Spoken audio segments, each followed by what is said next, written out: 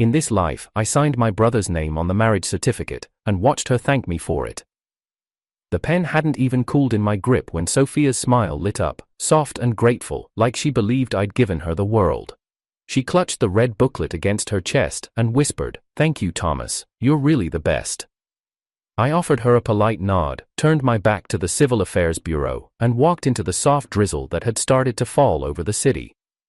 My shoes soaked quickly, but I didn't notice. My hands were still warm from the pen, the paper, the transaction. Behind me, Ryan would soon be holding her hand, stepping into the role I had played for 30 years too long in my last life. Let him have it. Let him wear the suit I never got to button, eat the meals I never got to taste, sleep beside the woman who whispered another man's name when she thought I wasn't listening. It wasn't even raining hard, but I could feel the droplets cling to my lashes like needles, sharp and steady. I passed a fruit stall, same place we used to stop after errands in our 20s. She loved red apples. I used to buy her one without asking, and she'd always pretend to be annoyed. "You're spoiling me, Thomas," she used to say. She'd bite into it before we got home. But that never stopped her from calling Ryan late at night, asking if he'd eaten. That memory, like a crack through my mind, came uninvited. The hospital ceiling, the heart monitor, my son's voice. "Dad, just divorce Mom. She's never loved you. She's always loved Uncle." Sophia had stood beside my bed, silent. Her hand was in her coat pocket. I don't know if she was cold or hiding her phone. She didn't cry, she didn't argue. She didn't ask me to live. Not even when the oxygen mask fogged up with my breath and I couldn't see her face anymore. I think she thought I was asleep, but I heard her whisper as she leaned toward Ryan. "You should have been the one I married." I died an hour later. No, I corrected myself. I died 30 years later. Because the moment she chose Ryan while still married to me, the moment she told me to stop being jealous, that Ryan needed comfort, that I was petty for noticing their long looks and matching rings, I had already been erased. I had simply been too proud to lie down. And yet, when I opened my eyes in this new life, when I saw her again in that same white dress and heard her tapping the pen on the table like before, the pain wasn't there anymore, just the clarity. "I'll write the name," I had said calmly. She didn't notice that my hand trembled for only a second. She didn't watch the way I spelled it perfectly, as if it had always belonged to him. She just smiled when I passed her the paper. Smiled the same way she used to smile at him across the dinner table while I did the dishes. I turned the corner and paused at the intersection. A gust of wind passed. I didn't look back. I wouldn't again. Let Ryan be her husband this time. Let them recreate the past I died crawling out of. As for me, I was headed south. My ticket was in my coat pocket. University was waiting. Not love, not her, not again. I was born first, by 6 minutes, according to the doctor who delivered us in a rural clinic where the electricity blinked every few minutes. Twins, they'd said, but I was always the quiet one. Even as children, Ryan had the shine. He smiled bigger, spoke louder, cried sweeter. I learned early that my place was the space behind his light. Sophia moved into the house across the lane when we were 7. She carried a blue backpack that sagged with books and had a habit of holding one arm behind her back like she was always hiding something. She wasn't. That was just her posture. She liked Ryan from the start. I knew it before she did. She'd laugh too easily at his dumb jokes, pass me the ball during recess, but beam when he caught it. It didn't hurt back then. I thought that's just how friendships worked. I was the steady one, the keeper, the secret keeper. By 16, Ryan had already been caught kissing 2 girls behind the campus library. Sophia knew. She joked about it to me. "Your brother's so charming, it's actually annoying," she'd said once, lying on my bed, legs crossed at the ankles, reading one of my essays. I laughed with her, but I remember my knuckles going white as I folded my notes tighter. We were close, the 3 of us. Dinner at my place always had 3 bowls, 3 pairs of chopsticks. Our adoptive mother, Mrs. Liu, was a stern but warm woman who favored Ryan with a blindness that never required justification. "He's more delicate," she'd say. "He needs more care." I learned to stop asking for seconds and just wait until Ryan was full. I did the chores. I handled the bills when she was sick. I memorized the grocery prices down to the decimal. That was my role. It was never questioned. Sophia joined the military at 20. It was a brief contract, mostly symbolic, but she came back tougher, with sharper eyes and calloused hands. When she returned, she hugged Ed Ryan first. Her arms wrapped tightly around him, lifting him off the ground in laughter. I stood behind the doorframe, carrying her suitcase, still warm from the train. She didn't see me. But when she needed help writing her college application, it was me she called. When she had to choose between two majors, it was my advice she followed. When she got rejected from her first choice school and cried in a corner of the park, it was my shoulder she leaned on. She never noticed the tremble in my breathing when she clutched my shirt. In our early 20s, Ryan dropped out of school. It's not for me, he shrugged. I'll figure it out. I was already preparing for the entrance exam to a university down south, a finance program I had dreamed about for years. I was saving every yuan from tutoring kids in math, but Sophia came to me with a look I couldn't say no to.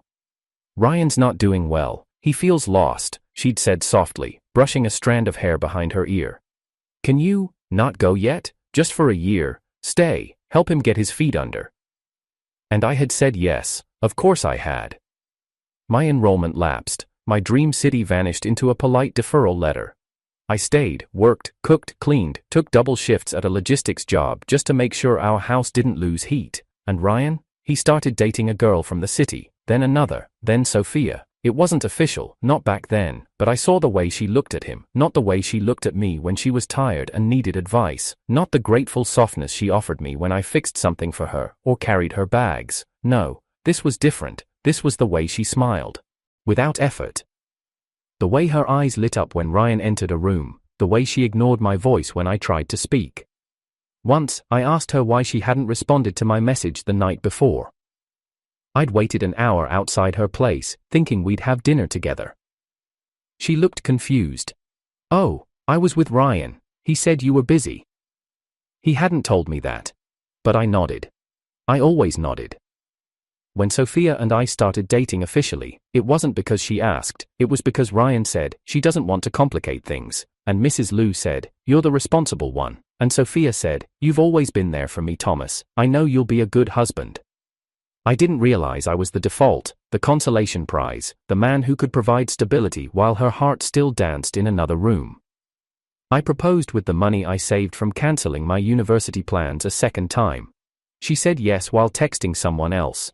I didn't look at the name, I didn't need to. In my past life, I married her. I held her when she cried about things Ryan said. I supported her through every illness, every ambition, every cold night. I gave her a son, I gave her my youth, I gave her everything, and I died with her holding my hand, but not looking at me.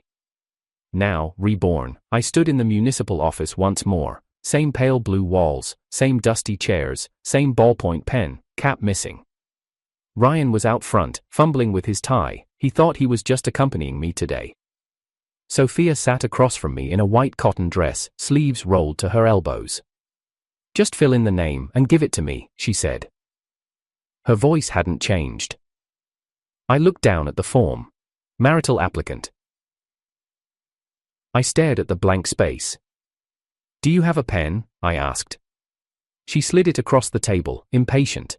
Hurry, I promised I'd be back by noon. I need to cook something for Ryan, he's been under the weather. Of course he had. My fingers didn't shake. I wrote his name in neat strokes. Ryan. I wrote my own details in the second half. I added his ID number, his birthday. I had it memorized, of course I did. She didn't even read the form, she just scooped it up, smiled at me like she meant it, and marched to the counter with the confidence of a woman in love. I sat back in the chair. This time, I'll let my brother play husband. I've already played the fool. The morning after the papers were stamped, Sophia moved through the kitchen like she'd just inherited a dream. Her hair was tied back in a loose bun, sleeves rolled, the familiar scent of ginger and scallions floating through the air. I stood at the threshold, suitcase half packed, and watched her hum softly to herself as she stirred congee on the stove. 2 bowls were already laid out on the table. Morning, I said. She looked up, startled for just a second before her smile returned. Thomas, you're up. I made breakfast. I glanced at the bowls. Both for you and Ryan? She blinked, then waved a hand dismissively. Ryan didn't sleep well. I made him something light. You can have toast, right? I think there's some leftover in the pantry. I nodded once, kept my hands at my sides. Sure. I didn't mention that the pantry had been empty since last Thursday. I didn't remind her that I was the one who usually restocked it. I just turned and walked to my room. The scent of ginger clung to my shirt. In my past life, this would have led to a small fight, not shouting. Sophia never raised her voice, but a dismissive scoff, a cold shoulder, maybe a long explanation about how I was being insecure again. Ryan's your brother, she had once snapped at me. Can't I care for him without you getting jealous? I remembered that line word for word. It had come after I found her asleep in his room, her fingers still curled around his wrist. I hadn't said anything then, either. I unpacked one of my drawers and began folding what few clothes I planned to take with me to Guangdong. I had applied to university in secret this time. No one knew, not even Sophia. The acceptance letter was folded neatly beneath my textbooks, along with a printed train ticket dated 2 weeks from now. Ryan came down the stairs in my old wedding suit. It had been tailored last winter when Sophia first brought up the idea of taking wedding portraits. I'd saved for months, chosen the fabric myself. It had never touched my skin until today, and now, it hung on him. He stretched, yawning. Sophia, he called, does this look okay? She emerged from the kitchen, drying her hands on a towel, her eyes lit up. Wow, you look so good in that, it fits you perfectly. I stepped into the hallway just in time to see her smooth the front of his jacket with both palms, lingering longer than necessary. Ryan caught my gaze and chuckled, twisting his fingers like a boy caught stealing candy. I found it on your bed, he said to me, half apologetic. Just wanted to try it on, didn't mean anything. It's fine, I said. Keep it, I won't need it. Sophia looked over, startled. Thomas? I offered her a half smile. It looks better on him anyway. She hesitated like she wanted to say more, but didn't. Ryan turned and admired himself in the mirror, oblivious to the silence that followed. The next day, she brought me a red envelope. A small gift, she said, since we didn't take wedding photos yet. Inside was a pen, not expensive, just one of those glossy capped ones with her initials etched at the bottom. You always liked writing, she added. I thought it was fitting. I accepted it with a nod. Thank you. Later that evening, I found her and Ryan looking through photo albums together. My name came up once. She mentioned I was busy packing. I was. I sold a few of my old textbooks, scrapped the bicycle I'd used to take her to tutoring lessons years ago, and gave away the armchair we'd shared in winter movie nights before things started to rot between us. No confrontation, no questions, just slow subtraction. The days bled into each other. Sophia cooked twice a day, once for herself, once for Ryan. Once, I asked if we had any rice left. She seemed startled. Oh, I thought you were eating out lately. I was, I said, but the market's closed today. She didn't offer to cook for me. She just blinked and said, there's instant noodles in the cupboard, I think. In my past life, I remembered begging her, once, just once, to spend our anniversary dinner alone together. She said Ryan had a stomachache and needed porridge. That night, I watched her spoon feed him while I ate cold dumplings in the kitchen. When I'd brought it up later, when I'd told her how it felt to always be second in a marriage I never got to lead, she laughed. Don't be dramatic, she had said. He's like a little brother to me. I believed her. That phrase, like a little brother, echoed through the walls now like the ticking of a clock I'd grown deaf to. Because if it had ever been true, it wouldn't have needed to be repeated so many times. She had said it when I caught her wiping tears from Ryan's cheeks with the back of her hand. She had said it when I asked her why she slept in his room during the New Year's power outage. She had said it again, after our son was born, when I caught her whispering to Ryan late into the night. But words meant nothing if actions never matched. She never corrected it. Not then, not in this life either. I started counting the days until my departure, like I used to count how long she'd go without touching me. 1, 2, 3. The night before the supposed wedding portraits, she knocked on my door. You're still awake? She asked. I nodded. She held up a small box. Inside was a ring. Plain silver band, slightly scratched. Wang said it's popular now. Wedding rings. I thought we should have one. I stared at it. Was this bought for me? She faltered. Of course. I see. Her smile itched, uncertain. Don't you like it? It's fine, I said. But you should let Ryan try it first. He seems to wear everything else well. Her face fell. Thomas. I didn't wait for her to explain. I simply closed the box and handed it back. I already have what I need. She opened her mouth but didn't speak. The silence between us hung heavy, like a painting tilted on a wall, crooked and unavoidable. In my last life, this moment would have ended in a quiet argument. I would have said something kind. She would have reassured me with a lie. We would have gone to bed pretending the distance between us wasn't growing teeth. This time, I let her walk away with the ring still in her palm. In my suitcase, next to my university forms, I placed the letter I drafted to leave behind. I would not fight. I would not explain. I would not beg. 2 more days, and I would be gone. The first thing I did after stepping off the train into Guangdong was breathe, really breathe. Not because the air was cleaner, it wasn't. It carried smoke, metal, dust and the scent of stir-fried noodles from a vendor yelling over the engine noise. But the weight was gone from my chest. The space where Sophia used to live in me had gone quiet. I rented a small room near campus. Cracked walls, a leaky faucet, the kind of place you'd never think to take wedding photos in. I unpacked everything I brought, half a suitcase of clothes, my finance books, the new student orientation sheet, and the envelope that held our marriage certificate, Sophia's old letter to me from years ago, and a note I had written during the train ride. I'm not running, I'm returning, to myself. I burned the letter the next day. I started selling off old things, the jacket I'd worn to our first dinner, the wristwatch I bought for the wedding portrait we never took. I even sold the old fountain pen Sophia gave me, not out of spite, but because it had stopped working anyway. The man at the pawn shop looked at me funny. This is engraved. TS? Just a brand, I said. It sold for 30 yuan. The photo strip of us at the fair, her laughing, Ryan photobombing in the background, I tore that one up myself, not in anger, in cleansing. The school days were long, but I welcomed the ache. Finance classes were dense, fast-paced. I kept my head down, took notes with mechanical precision, and answered when called. I was no longer the quiet twin, the older brother, the backup plan. I was just Thomas, student number 327 in the Southern Campus roster. That was where I met Deborah. She was part of the student union and the scholarship committee, slender frame, dark eyes behind cheap glasses, and a habit of folding her sleeves back when concentrating. I first noticed her during a campus volunteer shift. She carried chairs on.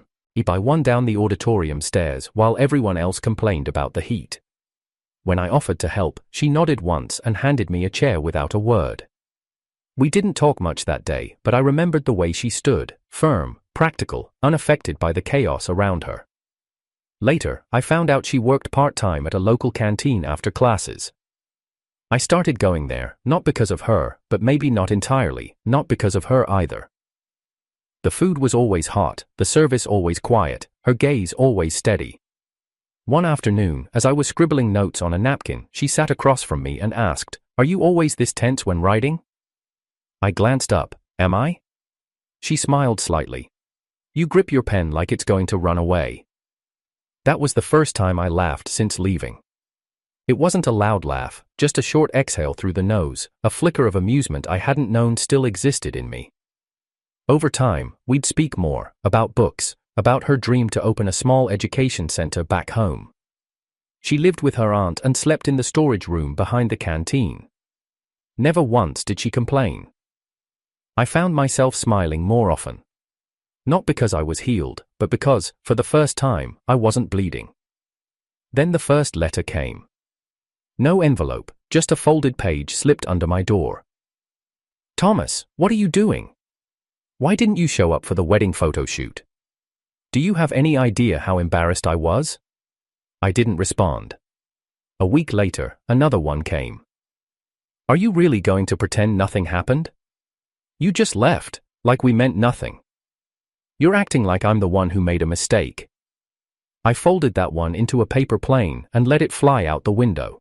But Sophia didn't stop. Some letters came in anger, others came in confusion. The last few started sounding desperate. "Ryan's been off lately, he doesn't talk, he blames me. I don't know what's happening to us. Why won't you answer?" I wanted to write back, I almost did. I even put pen to paper and wrote 3 lines. "Because you never answered when it mattered, and now I don't have questions left." I tore that one too. Then came the confrontation.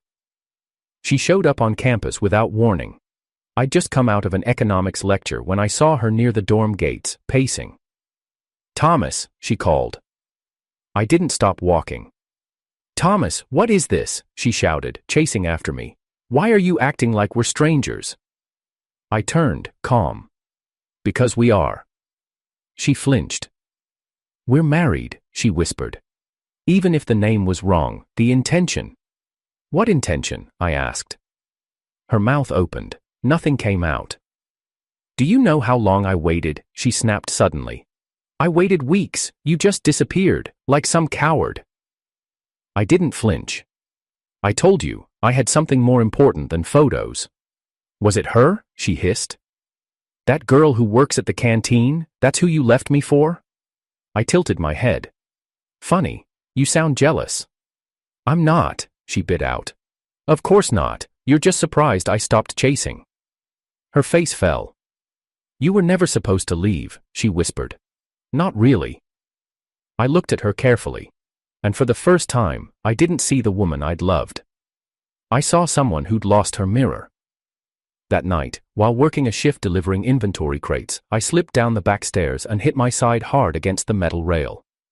The world blurred for a moment. My ribs throbbed. I must have passed out because the next thing I saw was a hospital light overhead. When I blinked awake, Sophia was sitting beside the bed, not looking at me, tending to Ryan. He was whole, ding his wrist, barely bruised. "Are you okay?" she asked him. He shrugged, groaning a little louder. "My hand hurts," I landed weird.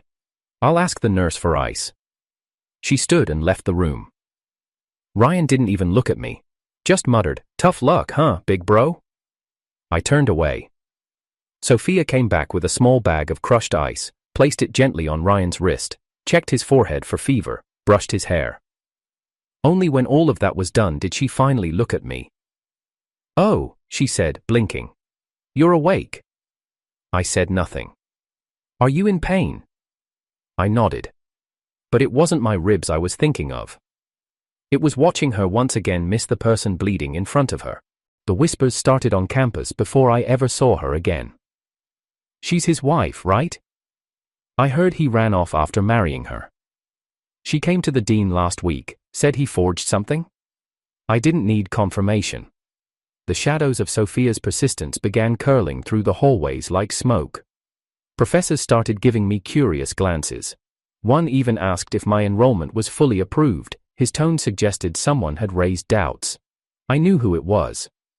Sophia was poisoning the air of my new life because she couldn't accept the silence I left her in. I kept my head down. I studied harder, ate less, slept later. I told myself I could outpace it. But by the third week, I found a flyer on the community board with my student ID number circled in red. Married fraud, lied about identity, shameful. No name, but the handwriting was hers. I'd seen it on love notes, grocery lists, and apology letters, all carefully looped and laced with guilt. I tore the flyer down without a word. Deborah found me that night cleaning the bulletin board in silence. She didn't ask, she just stood beside me, pulling the remaining tape from the corners, helping me wipe it clean. "She's the one from your past, isn't she?" she said finally. I didn't answer. She didn't need me to. Sophia didn't stop. A week later, she showed up again, this time in the student services office, accusing me of deserting my wife and using false information to obtain a scholarship. I sat across from the committee, calm.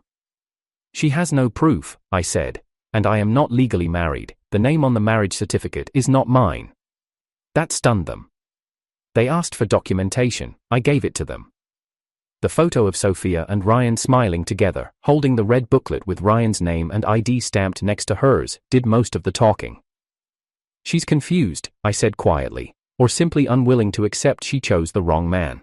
Sophia was escorted out. She didn't look at me once, but the shake in her hand said everything. Later that evening, I found Ryan standing outside my dorm building. He wasn't smiling. "You happy now?" he said, stepping closer. "You humiliated her." "I didn't say a word," I replied.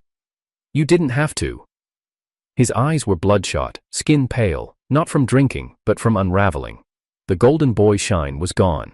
What was left was a man scared of being replaced. She talks about you in her sleep, he spat. She says your name, says she regrets everything. That's not my fault. No, it's mine, right? He sneered. Because I was the one she leaned on. I was the one she came to when you were too boring, too distant, too weak. I stayed still. He stepped closer. You think she's noble, huh? You think she's innocent? She always played us. You were the safety net. I was the fantasy. She just couldn't choose. I studied his face carefully. And yet you stayed. Because I thought you'd be gone by now, he said, voice breaking. But you're still here, still haunting us. I didn't answer him. I just walked past him and up the stairs. He didn't follow. That night, I pulled an old photo album from the drawer, a leftover from my first week on campus. I had cut it in half already, kept only the pictures that mattered, but one had slipped in by mistake. It was from our wedding shoot attempt, Sophia in a pale cream dress, Ryan beside her in my suit. I looked at it for a long time, then I took out a black marker, drew a thin line across my own face in the picture, and pasted Ryan's head over mine. When Sophia came again, this time outside the canteen where Deborah worked, I was waiting. She walked toward me, eyes red, holding something close to her chest. I'm sorry, she said, before I could speak. I'm sorry for the letters. I'm sorry for showing up. I didn't know what else to do. You kidnapped. Would have let me go, I said calmly. Her hands trembled. I can't, not like this, not with things so broken. You broke them. I know. Her voice cracked, but I want to fix it, please. I know I made mistakes. Ryan isn't who I thought he was. You say that now. I say it because it's true. I thought he needed me. I thought he was fragile, but he's cruel, he's selfish, he doesn't see me, he never has, not like you did. I tilted my head. Now you want to be seen? She stepped forward. I want to try again, you and me, please. I reached into my folder and pulled out the altered photo. I handed it to her without a word. She unfolded it, saw the pasted face, and looked up at me in shock. You're already married to him, I said. Don't act like you forgot. Thomas. This time, Sophia, I said slowly, clearly, I won't die waiting for you to love me. Her mouth trembled. You're already buried behind me. She stared at me for several seconds, then slapped the photo against my chest and turned away, her heels scraping the concrete. I didn't follow. Behind the canteen glass, Deborah was watching. Her eyes weren't judging, just steady. She never asked who the woman was. That night, for the first time in 2 lives, I slept without dreaming. The news arrived in the form of a phone call I never expected to answer. Thomas, the voice on the other end was trembling. It was Mrs. Lynn, our adoptive mother. I know we haven't spoken in a while, but something's happened. I waited. Ryan's out of control, she whispered. He's drinking, shouting, saying things I don't understand. I think he's losing it. I almost asked her what that had to do with me, but old habit still whispered obedience. She didn't wait for my permission. Can you come home for a few days, just to talk to him? I know he listens to you. I almost laughed. He never listened to me. He only waited for me to step back. Still, I went. I arrived in F City the next morning. Nothing had changed. Same crooked power lines above the street. Same scent of damp concrete, same old gate that creaked on the way in. But Ryan had changed. He was sitting on the living room floor when I walked in, surrounded by empty beer bottles and broken picture frames. His hair was messy, shirt wrinkled, and his eyes bloodshot. Back from your paradise, big bro? He muttered, not even bothering to look at me. Mom said you weren't doing well. Mom says a lot of things, he said, tipping back the last of a bottle. She also said Sophia would never leave me. I glanced around. Where is she? Gone. He chuckled, bitter. She packed her things 3 nights ago, said she couldn't look at me without seeing you. I remained silent. Ryan finally looked up. You win. This wasn't a competition, wasn't it? He hissed. You were always ahead of me, Thomas, in grades, in discipline, hell, even in loving her. You think I didn't see it? The way you looked at her when we were kids, like she hung the stars. She chose you. He barked a laugh. Yeah, and look how that turned out. He stood, wobbling slightly. But now you're going to fix it. No. You are, he said, stepping in closer. You're going to go to the university board, tell them you lied, tell them you sabotaged the marriage. You're going to clear my name, and Sophia's. You're going to give me back the life you stole. I didn't steal anything, I said quietly. You two threw it away. You think walking around with your calm little mask makes you innocent? He growled. You think that girl, Deborah, isn't just your replacement for her? Maybe, I said, but at least Deborah never made me feel invisible. His fist clenched, but he didn't swing. He didn't have the strength for it anymore. Later that afternoon, Mrs. Lin called me into the study. The room smelled of mothballs and old guilt. I need you to sign this, she said, sliding over a legal document. It's just a technicality. Ryan's name is being added to the property deeds, the house, the farmland, the savings. You understand. I scanned the papers. You're giving him everything. She looked away. He needs it more than you do. Of course. Even in this life, even with all the differences, I was still the disposable son. I signed, not for her, for myself. I slept one night in my old room. The walls still had faint pin marks where I used to hang schedules, budgets, Sophia's letters. The next morning, I packed quietly and left, again. Back on campus, things felt different, lighter, until Sophia found me again. This time, she wasn't angry, she wasn't confused, she looked like someone who'd run out of excuses. I'm not here to fight, she said, standing outside the economics lecture hall. Just to talk. I said nothing. I've been having dreams, she continued. Vivid ones. Of you. Of me. Of our son. My chest tightened, but I didn't show it. In the dreams, you're sick, in bed, and I'm standing beside you, not saying a word, just watching you die. She looked up at me, tears trembling on her lashes. I used to think they were nightmares, but now I know. They're memories. I closed my eyes. Every moment in those dreams, I want to scream at myself. I want to grab my past self and shake her, beg her to see what she was doing, but it's always too late. You're right, I said. It was. I loved you, she whispered. I just didn't know how to show it. You didn't, I said simply. But I do now. Let me prove it. Let me. A voice cut in. She already has someone, Deborah said, stepping beside me, her arms crossed calmly. And he doesn't need proving anymore. Sophia turned sharply. Who are you? The woman who doesn't need to be chosen second, Deborah replied. The woman who sees him, and doesn't ask for forgiveness she hasn't earned. Sophia looked like she wanted to argue, but she had nothing left. I stepped forward. You were my regret once, I said softly, clearly. Now you're my relief. Her face crumbled. I didn't wait for her to respond. I took Deborah's hand and walked away. And this time, I never looked back. It was early winter when the final letter came, not from Sophia, not from Ryan, from a notary's office in F City. Inside the envelope was the marriage certificate with a note paper clipped to it. Please sign and return with the divorce agreement enclosed. Let's end this cleanly. Sophia, cleanly. As if anything between us had ever been clean. I placed the envelope in the drawer beside Deborah's hand-knit bookmarks and my internship application forms. I didn't touch it again for 2 weeks. But fate, or maybe irony, dragged me back to the place I thought I'd buried for good. Mrs. Lin called again. Her voice was worn, brittle like paper that had been folded too many times. They're tearing each other apart, she whispered. Sophia came back with her bags packed. Ryan smashed the television. I'm tired, Thomas. Please, just come talk some sense into them. I said no. She cried.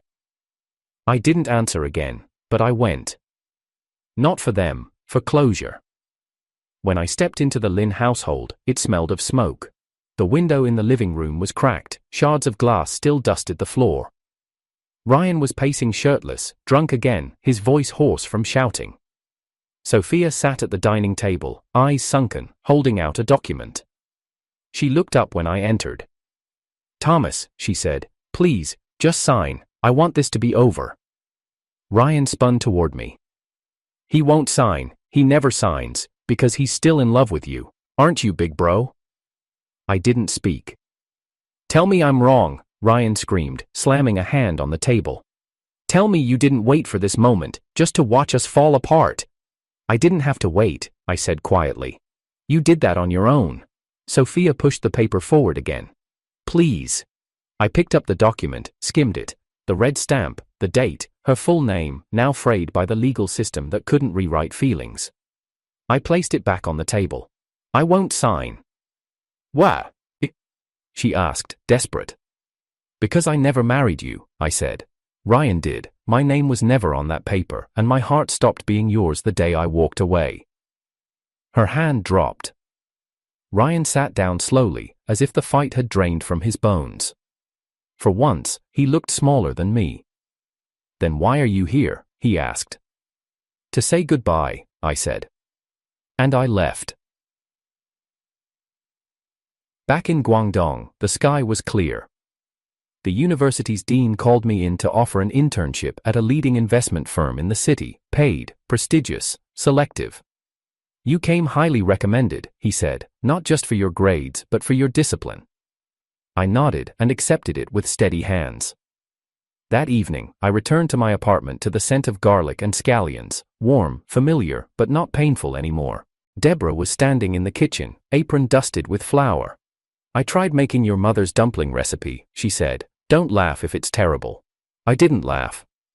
The table was set for two, chopsticks aligned, no missing bowls, no silent third seat reserved for memory. She served the dumplings in a simple porcelain dish and set a small bowl of ginger tea beside it. You always drink this when it's cold. I never told you that. You didn't have to. We ate in silence. Not the kind that weighed, but the kind that settled. After the dishes were washed, I walked to the calendar hanging beside my desk. December 31st. I stared at the small date circled in red ink. I'd marked it a year ago without thinking. 1 year ago today, I gave her away. Today, I gave myself back.